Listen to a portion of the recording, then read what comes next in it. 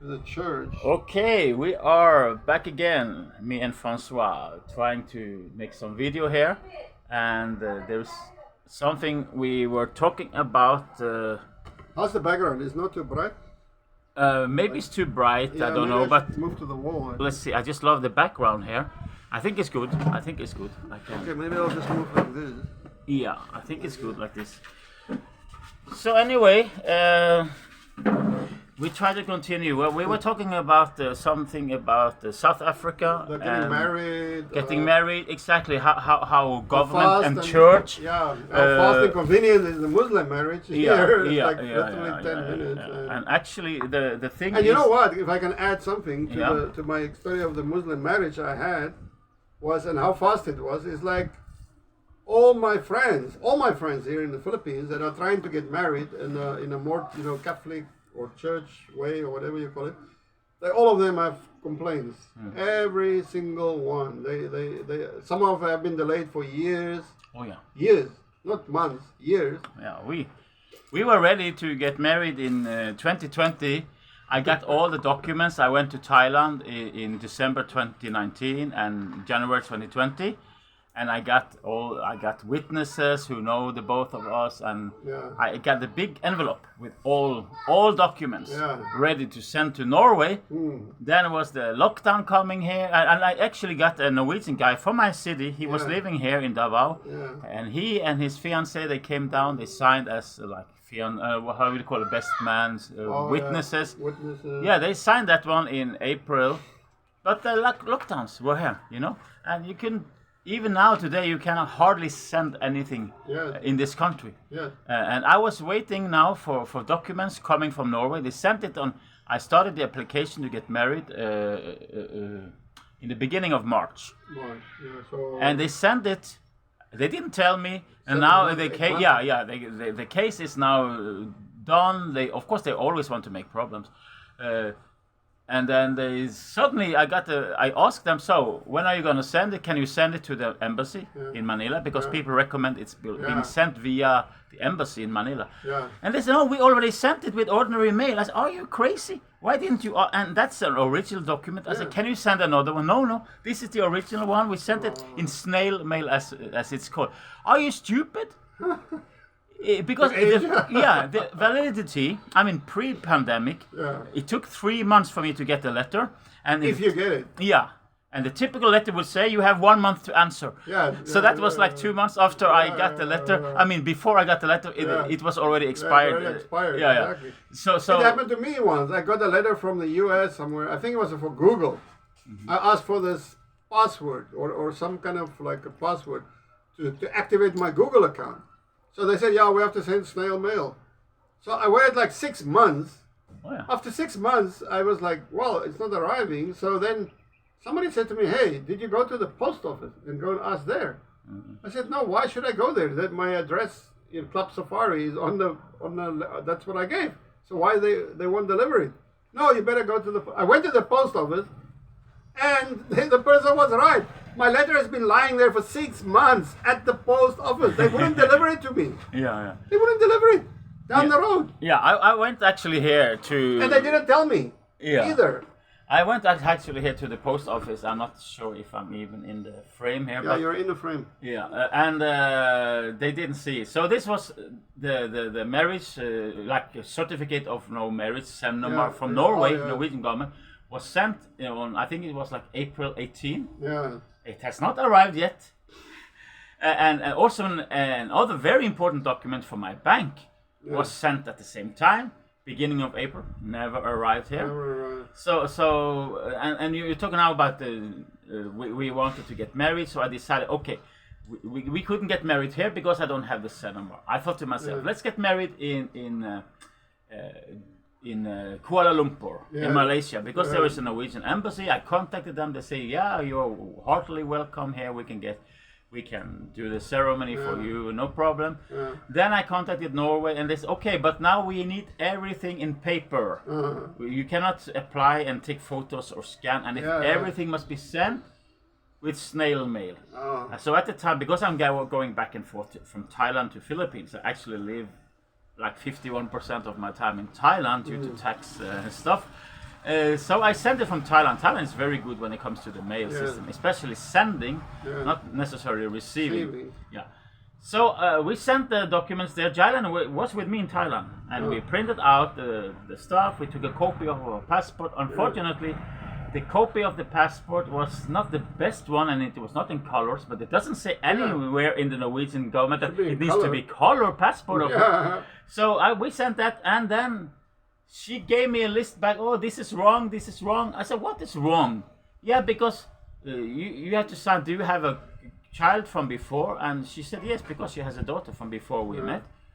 And then they automatically think that she was living in a relationship with the daughter's father, but she never had a live-in partner in her life. I'm the first live-in partner she had.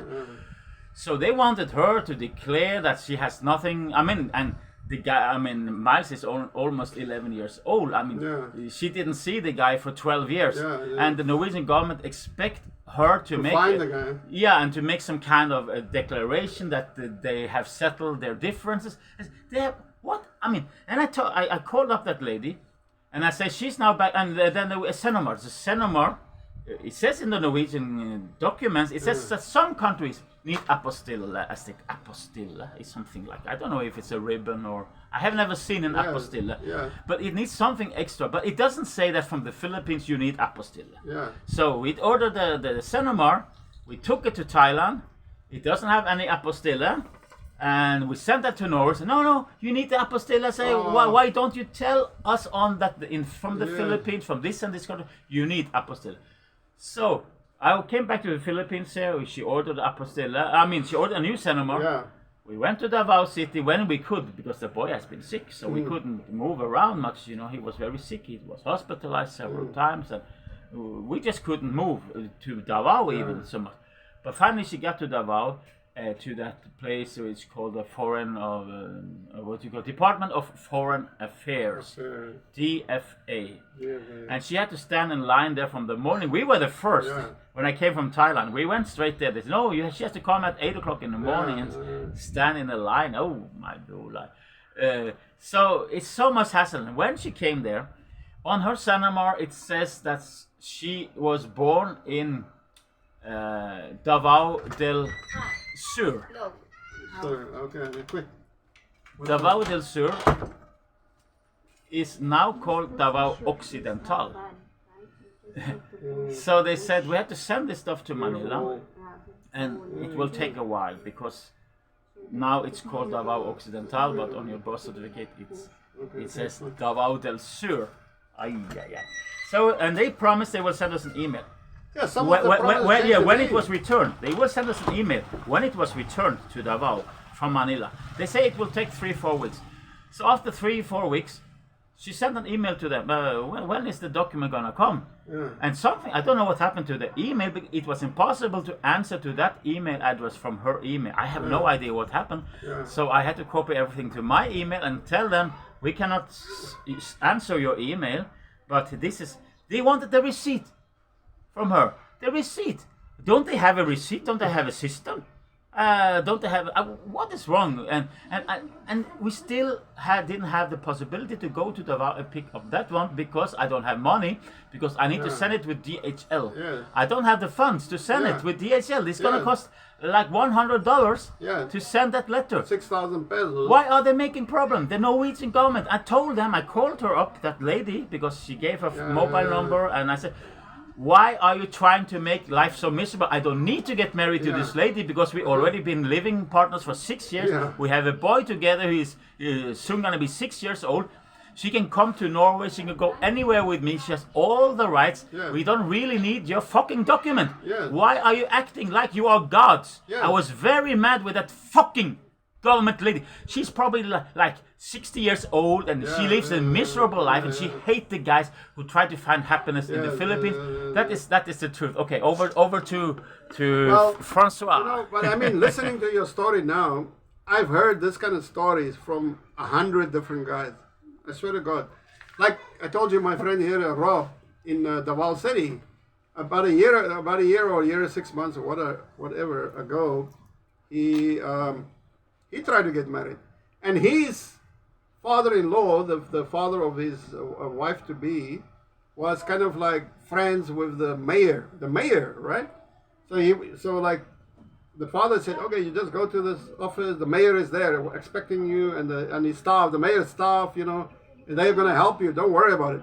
He said, my God, when he got there, he literally had to go to 8 different, each time he would come there, and they say, okay, now you need this document, sir. Then he would go, oh, okay, then he'd go and get this paper. They come back, oh, no, sir, now you need this document. Then he would go, oh, yeah. and then again, I think he went to 10 or 8 different kinds of places. Oh, yeah. And he said to them, why don't you tell me all the documents so I can go and do it all at one time? And instead, it took him weeks and weeks and weeks. Yeah, we did this. All the documents. When I was waiting for my so-called settlement from Norway arriving in the snail mail, we went over, but we couldn't even find the office. The office was hidden, like inside an old other office.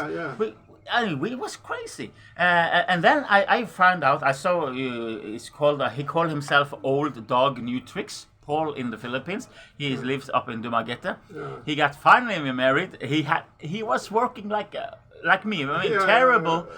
And going back and forth. And then I realized, when you get the certificate of marriage, it's not good enough. No. You have to send that to Manila and wait up to 1 year before you get... Yes. Yeah. One of my friends got married in Butuan, and he's Australian, he married. And then we got married like more than 1 year after him.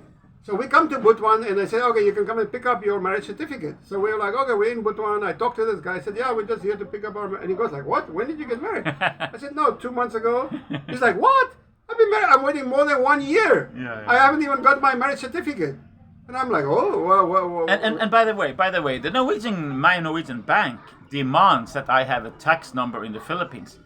And I say, okay, but I cannot get it. They say, oh yeah, they write them bank in my city in Stavanger. They write to me that, oh yes, you just go to the Bureau of Internal Revenue and you ask for. I said, are you fucking crazy?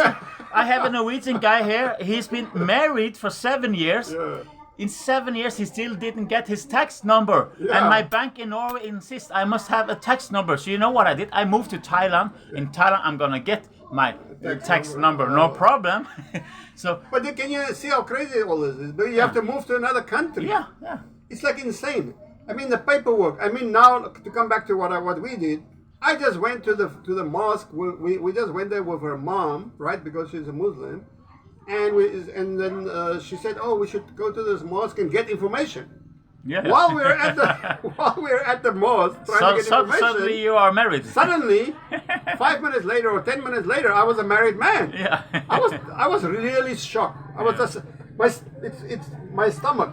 I felt like somebody took a bloody sledgehammer, 16-pound sledgehammer, and fucking smashed me in the stomach because I literally went like and I couldn't breathe for 1 hour. I was like breathing like this in shock, and. So I was a married man without even knowing it, without realizing it. So kudos. I must say, if it was not for me being a stern Bible believer and loving Jesus Christ and hating Muhammad and his deeds, I would actually do the same as you. I would just convert to Islam just like that, just to get married and get all this bullshit out of the way, because. You know, it is really bullshit. It's really bullshit. Yeah, you just want to get married, right? Who, according to the Bible, you should get married. Yes, I was stopped by a police during the lockdowns. I was driving with my Honda XR down to get the daughter of Jailin out from the village because we wanted to take her out because there was a short opening. We could bring her out. And I was stopped in Malita by the national police. Some of the police chiefs there in Malita. He spoke very well English.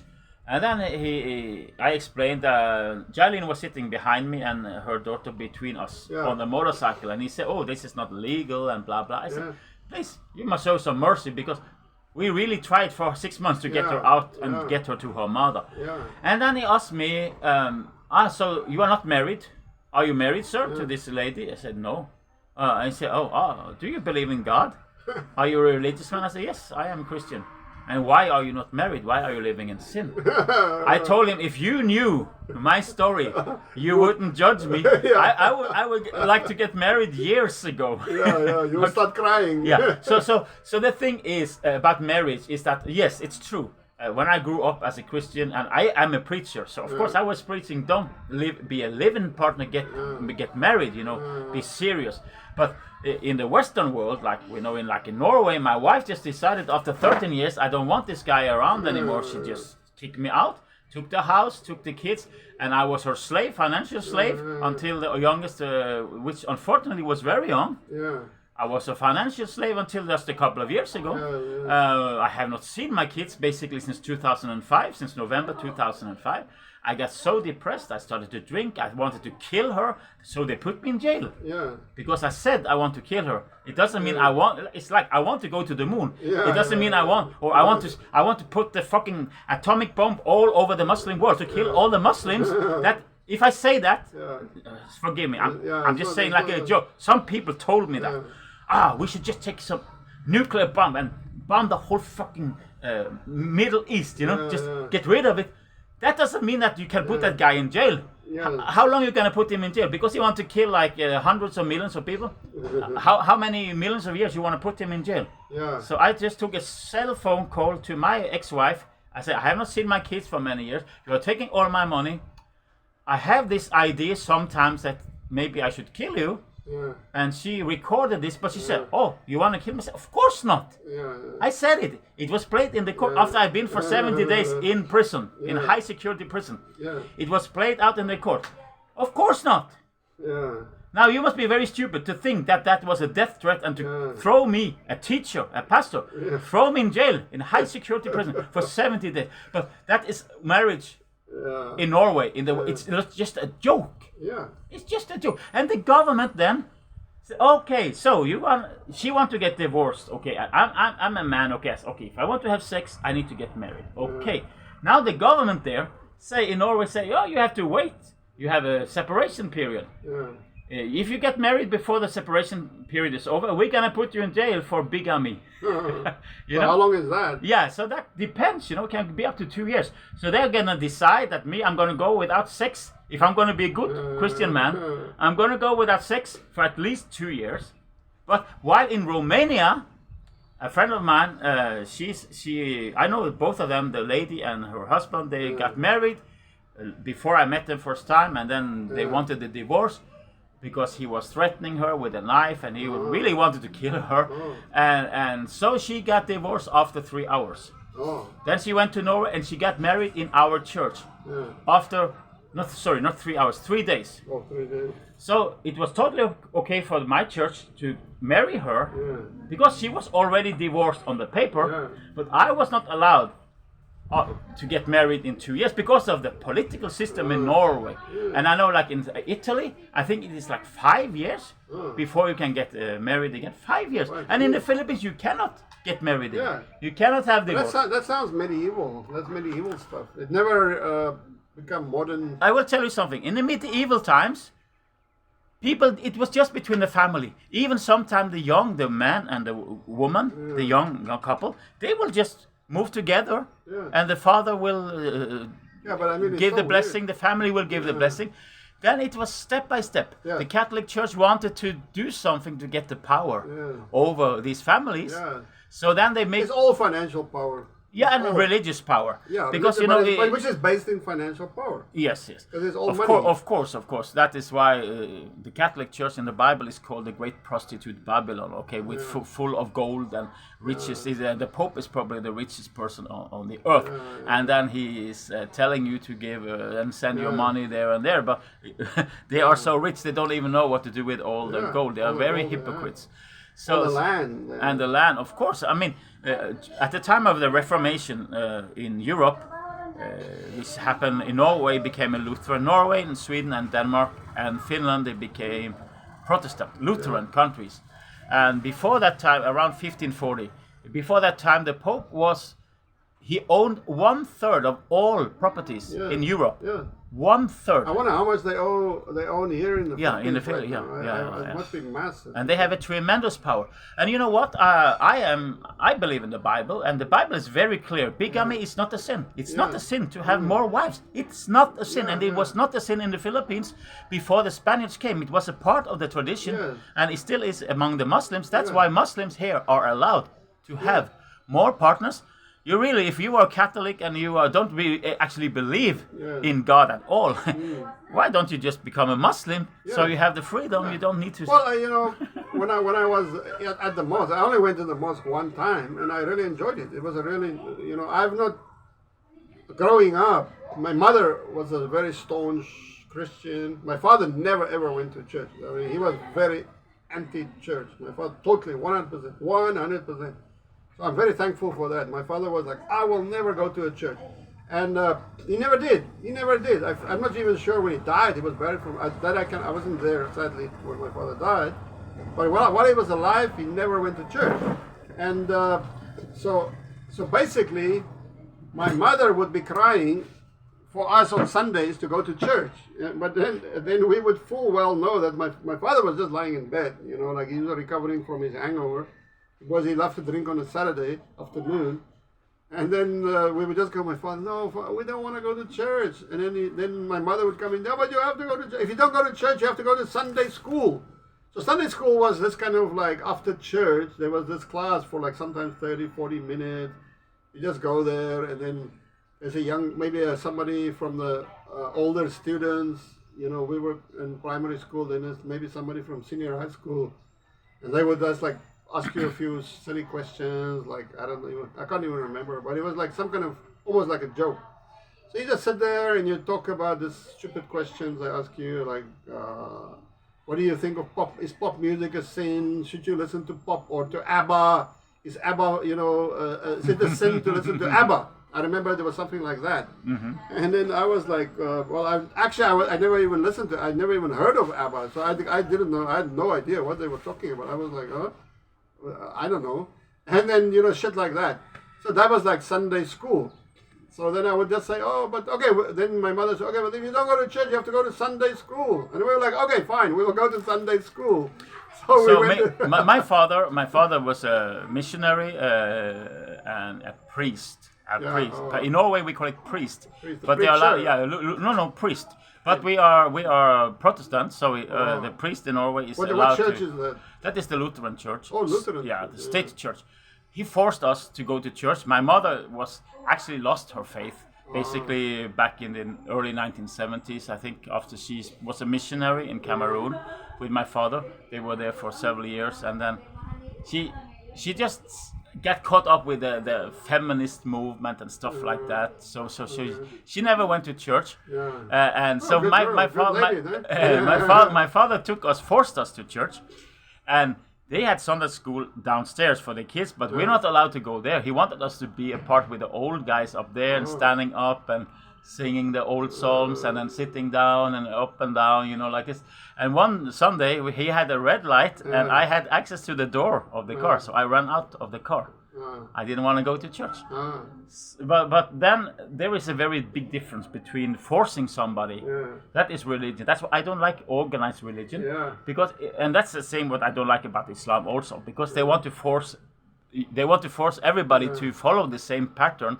But if they are, like you told, this guy, was it from Sudan maybe? I think you said he was from Sudan. Yeah, I met this old guy in the mosque. When I went there was an old guy. He was from Sudan, and and we became friends. We're still friends. We still chat online, and he's back in Sudan now. He got a wife here in Davao, and she's about 30, 40 or whatever. He's about 60 something. And I think he's got wives in Sudan, and I don't know how many wives he's got, but a very nice man. Of course. He invited us to his house. That's why he has several wives, because the women love him so much. Yeah, he's a very nice man. Yeah. And he's very religious. Very religious. While we were eating there, or before we ate, or whatever, we had a prayer, together. Actually, that was the second time I had this prayer. And each time I could feel this energy. I could feel a real energy. So that was very impressive for me, because I studied this energy thing in China, right? It's part of Kung Fu, part of Qigong, and it's part of like how you build up your energy, right? And you can, like even angel. There's a Buddhist monastery or a Buddhist temple here in Davao City, right?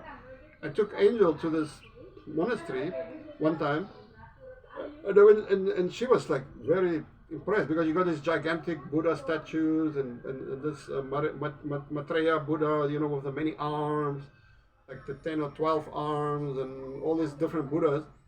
So it's quite awesome, you know, if you walk in there for the first time in your life and you look at this and it's like, oh. And then she said later, oh, I could feel this heavy vibration, you know, like the air was shaking like that. Well, that is more or less what I felt when I do this Muslim prayer. You could feel this spiritual energy, to put it like that, you know what I mean? Yeah, it is a spiritual energy, exactly. Yeah. It's a religious, but in my opinion, just for the viewers, I think that is demonic activity, because that is the false religion. My friend, the pastor in Norway, he went to a Catholic church in Spain, and I mean he had never been into a typical Catholic church before, and he described exactly the same thing as you did. We call it religious demons, religious spirits. The Vatican is full of them. That is why people are Islam probably and all kind of religions. That is why people are attracted to religion, because there is some force coming into so but in my opinion that is a deceptive force, but that is just my opinion. But you see, but if you look at the perspective of Chinese religion and Chinese martial arts, there is no God behind it, right? So it's just like an energy out there, and you just put the key and then you turn it and you can tap into it. By practice. This has its roots in Hinduism, probably via Buddhism. Yes, but if you look at Buddhism is directly against Hinduism, right? So because there's a lot of things in Hinduism. Hinduism is based on God, millions of gods. So 300 million gods. 300 million gods, and then the priests. The priests are between the humans and the gods. You know, the priests are always just collecting. Like the Catholic. Just like the Catholics. The priest's job is to interpret what the gods want, and your job is to give money to the priest, and the priest will talk to the gods, right? So it's like that kind of thing. And then Buddha came and said, no, that is not how it works. And then, so Buddha was very much opposed to the whole Hindu religion, and he was challenged by the top Hindu priests to debates. One of the debates was he was challenged by this top Hindu priest, and then the debate started by the Hindu priest asking Buddha, "Is it true that you don't believe in God?" And Buddha said, "Well, let's put it this way: there is a man who is in love with a woman, but this man has never ever seen this woman. He's never met this woman. He doesn't know what she looks like. He doesn't know if she's tall or short, if she's fat or thin, if she's black or white. He doesn't know anything about this woman. But he is willing to give his life.